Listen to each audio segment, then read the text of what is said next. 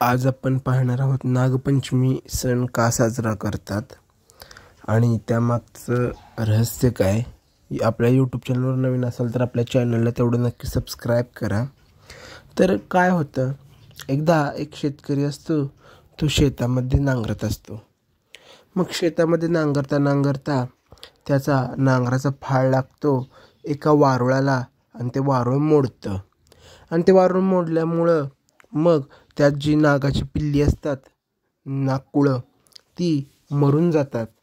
मग पुढं हा शेतकरी ट्रॅक्टर लावतो आपल्या बाजूला आणि घरी जातो. नागिन येते, बघते तर काय, सगळं आपले पिल्लं मेलेली आहेत. मग ती म्हणते पिल्लं कशानं मेलीत, तर ती बघते तर त्या नांगराच्या फाळाला रक्त लागलेलं असतं. मग त्यावरनं तिला समजतं की शेतकऱ्याने आपली पिल्लं मारलेली आहेत. मग ती चवताळते, तिला राग येतो. ती जाते शेतकऱ्याच्या घरात आणि शेतकऱ्याच्या घरात जाऊन सगळ्यांना सर्पदंश करून ती विष असतं ते चावून मारून टाकते. मग तिला असं देखील कळतं की ह्या शेतकऱ्याची मुलगी दुसऱ्या एका गावात दिलेली आहे लग्न करून. ती असा विचार करते, हिनं आपल्या सगळ्यांना मारलं ह्या शेतकऱ्यानं, आपण देखील हिचा सगळा वंश नाश करायचा, असं ती ठरवते नागिन. आणि तेच बघून जाते त्या मुलीच्या घरी.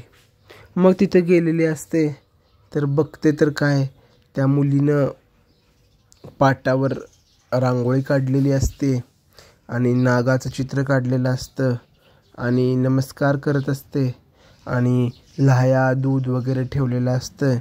आणि ती प्रार्थना करते की माझे आई वडील जिथं असतील तिथं सुखी असू देत, समाधानानं असू देत, असं म्हणते. माझ्या भावाला काय होऊ नये, माझा भावाचं सगळं चांगलं व्हावं, असं म्हणते. तरी ते सगळं ही नागिन जी असते ती लांबून बघत असते. मग त्या नागिनीला पश्चाताप होतो, ही एवढी आपली पूजा करते आणि आपण तिच्या घरच्यांना मारलं, हिच्या घरच्यांकडनं चूक झाली असती तरी आपण माफ करायला हवं होतं.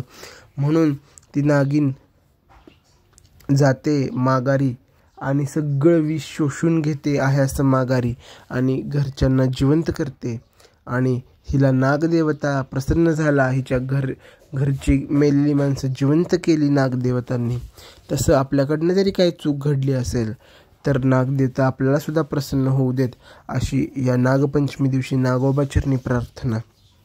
मग त्या दिवशीच पासूनच ठरवण्यात आलं की नागपंचमी दिवशी शेतात कोणी काम करू नये, शेताची अवजारं वापरू नयेत, घरामध्ये चुलीवर तवा ठेवू नये, काही चिरू नये, काही कापू नये. आणि त्यानुसार मग ही पद्धत पडलेली आहे.